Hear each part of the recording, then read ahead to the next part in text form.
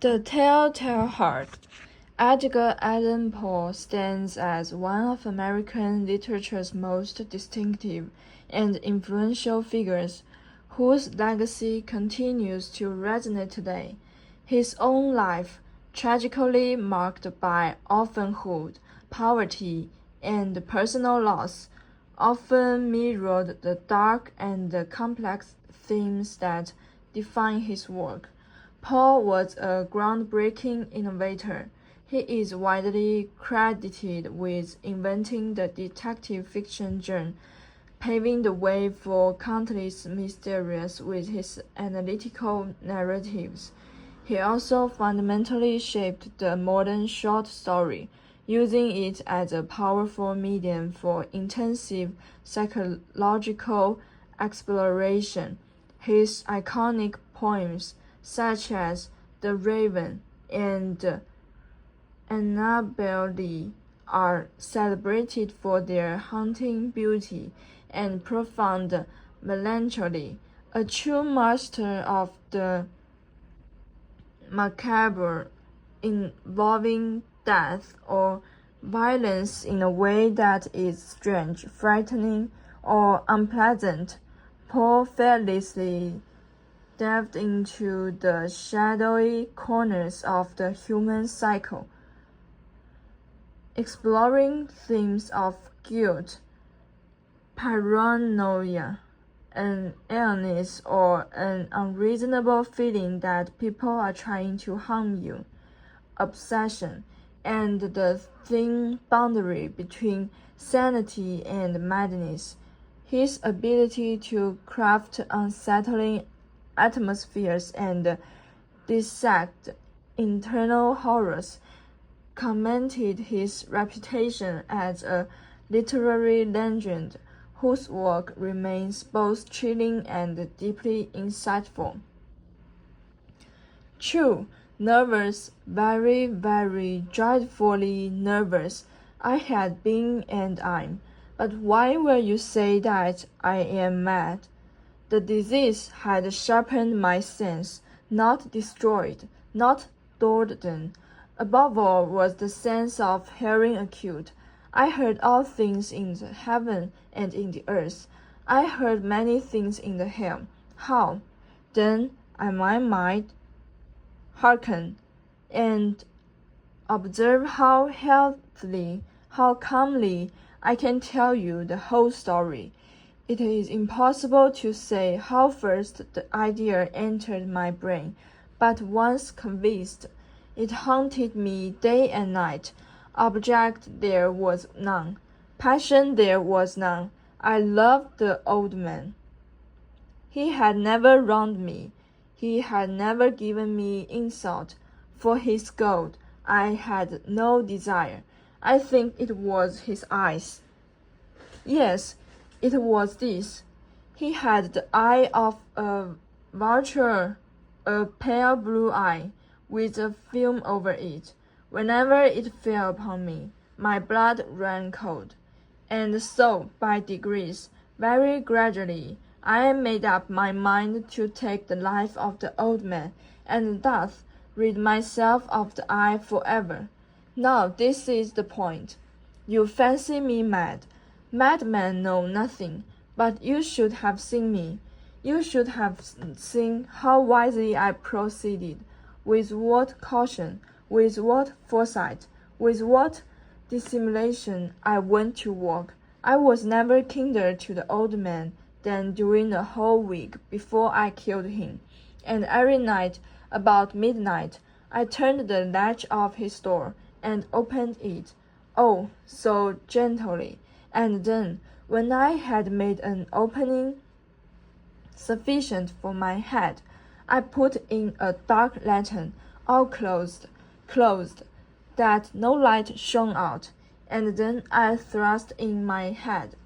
Oh, you would have loved to see how cunningly I thrust it in. I moved it slowly, very, very slowly, so that I might not disturb the old man's sleep. It took me an hour to place my whole head within the opening. so far that I could see him as he lay upon his bed. Huh!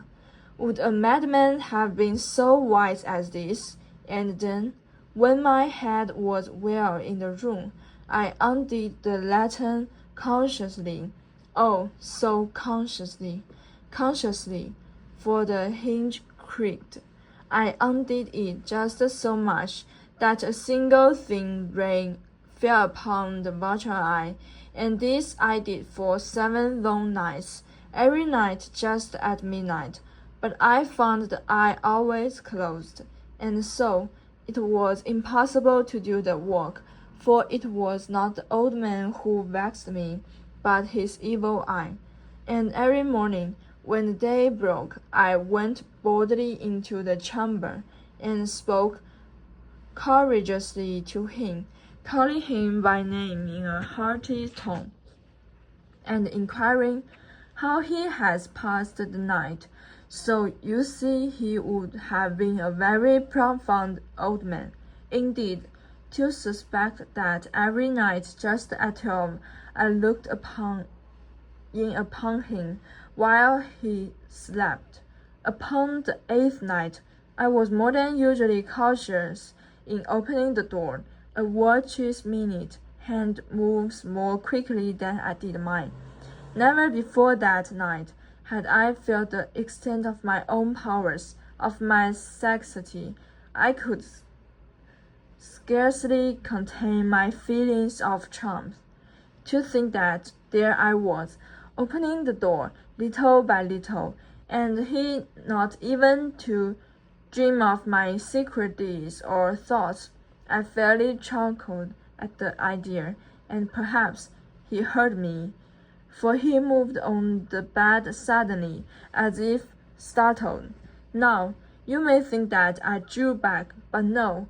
His room was as black as pitch with the thick darkness, for the shutters were closed fastened, through fear of robbers. And so I know that he could not see the opening of the door, and I kept pushing it on steadily. I had my head in, and was about to open the lantern, when my thumb slipped upon the tin fastening, and the old man sprang up in bed, crying out, "Who's there?" I kept quite still and said nothing. For a whole hour I did not move a muscle, and in the meantime I did not hear him lie down. He was still sitting up in the bed, listening, just as I have done, night after night, hearkening to death watches in the wall. Presently I heard a slight groan, and I knew it was the groan of mortal terror. It was not a groan of pain or of grief. Oh, no, it was the low, stifled sound that arises from the bottom of the soul when overcharged with aim. I knew the sound well. Many a night, just at midnight, when all the world slept, it was welled up from my own bosom, deepening with its dreadful echo the terrors that distracted me. I say I knew it well. I knew what the old man felt, and pitied him. Although I chucked at heart, I knew that he had been lying awake ever since the first slight noise when he had turned in bed. His fears had been ever since growing up him. He had tried to fancy them causeless, but could not. He had been saying to himself, "It is nothing but the wind in the chimney. It is only a mouse crossing the floor, or it is merely a cricket which has made a single chirp." Yes, he had been trying to comfort himself with these suppositions, but he had found all in vain, because death, in approaching him, had stalked with his black shadow before him, and enveloped the victim, and it was the mournful influence of the unperceived shadow that caused him to feel, although he never saw or heard, to feel the presence of my head within the room.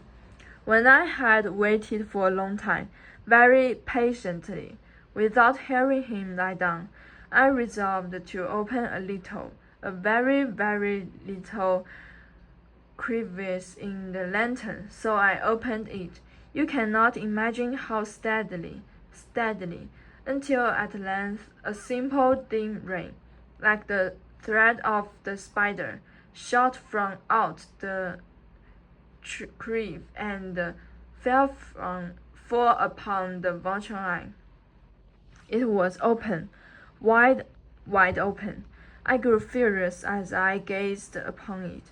I saw it with perfect distinctness, all a dull blue, with a hideous veil over it that chilled the very marrow in my bones. But I could see nothing else of the old man's face or person, for I had directed the ray as if by instinct, precisely upon the damned spot. And have I not told you that what you mistake for madness is but over acuteness of the sense? No, I say. There came to my ears a low, dull, quick sound, such as a watch makes when enveloped in cotton. I knew that sound well too. It was the beating of the old man's heart. It increased my fury, as the beatings of a drum stimulates the soldier into courage. But even yet I refrained and kept still. I scarcely breathed. I held the lantern motionless. I tried how steadily I could maintain the rain upon the eye. Meantime, the hellish tattoo of the heart increased. It grew quicker and quicker, the louder and louder every instant. The old man's terror must have been extreme. It grew louder, I say, louder every moment. Do you mark me well? I have told you that I am nervous. So I am. And now, at the dead hour of the night, amid the dreadful silence of that old house, so strange a noise as this excited me to uncontrollable terror. Yes, for some minutes longer I refrained and stood still, but the beating grew louder, louder. I thought the heart must burst, and now a new anxiety seized me. The sound would be heard by a neighbor. The old man's hour had come. With a loud yell, I threw upon the lantern and leaped into the room. He shrieked once only. In an instant I dragged him to the floor and pulled the heavy bed over him. I then smiled gaily to find the deed so far done, but for many minutes the heart beat on with a muffled sound. This, however, did not vex me. It would not be heard through the wall. At length it ceased. The old man was dead. I removed the bed and examined the corpse. Yes, he was stone dead. I placed my hand upon the heart and held it there many minutes. There was no pulsation. He was stone dead. His eye would trouble me no more. If still you think me mad, you will think so no longer when I describe the wise precautions I took for the concealment of the body. The night waned, and I walked hastily, but in silence. First of all, I dismembered the corpse. I cut off the head and the arms and the legs. I then took up 3 planks from the flooring of the chamber and deposited all between the scantlings. I then replaced the boards so cleverly, so cunningly, that no human eye, not even his, could have detected anything wrong. There was nothing to wash out, no stain of any kind, no blood spot whatever. I had been too wary for that. A tube had caught all. Ha ha. When I had made an end of these labors, it was 4 o'clock, still dark as midnight. As the bell sounded the hour, there came a knocking at the secret street door. I went down to open it with a light heart. For what had I now to fear? There entered 3 men, who introduced themselves with perfect suavity as officers of the police. A shriek had been heard by a neighbor during the night. Suspicion of foul play had been aroused. Information had been lodged at the police office, and they had been deputed to search the premises. I smiled, for what had I to fear? I bade the gentleman welcome. The shrank. I said, was my own in a dream. The old man I mentioned was absent in the country. I took my visitors all over the house. I bade them search well. I led them at length to his chamber. I showed them his trousers, secure, undisturbed in this enthusiasm of my confidence. I brought chairs into the room and desired them here to rest from their fatigues, while I myself, in the wild audacity of my perfect triumph, placed my own seat upon the very spot beneath which reposed the corpse of the victim. The officers were satisfied. My manner had conceived them. I was singularly at ease. They sit, and while I answered cheerily, they chatted of familiar things, but alone. I felt myself getting pale and wished them gone. My head ached, and I fancied a ringing in my ears, but still, they sat and still chatted. The ringing became more distinct. It continued and became more distinct. I talked more freely to get rid of the feeling, but it continued and gained definiteness until at length I found that the noise was not within my eyes. No doubt I grew very pale, but I talked more fluently and with a heightened voice. Yet the sound increased, and what could I do? It was a slow dull, quick sound, much such a sound as a watch makes when enveloped in cotton. I gasped for breath, and yet the officers heard it not. I talked more quickly, more vehemently, but the noise steadily increased. I arose and argued about trifles in a high key and with violent gesticulations, but the noise steadily increased. Why would they not be gone? I paced the floor to and fro with heavy strides, as if excited to fury by the observations of the men. But the noise steadily increased. Oh, God! What could I do? I foamed, I raved, I swore. I swung the chair upon which I had been sitting, and grated it upon the boards. But the noise arose over all and continually increased. It grew louder, louder, louder, and still the men chatted pleasantly and smiled. Was it possible they heard not? Almighty God! No, no. They heard, they suspected, they knew. They were making a mockery of my horror. This I thought, and this I think. But anything was better than this agony. Anything was more tolerable than this derision. I could bear these hypocritical smiles no longer. I felt that I must scream or die.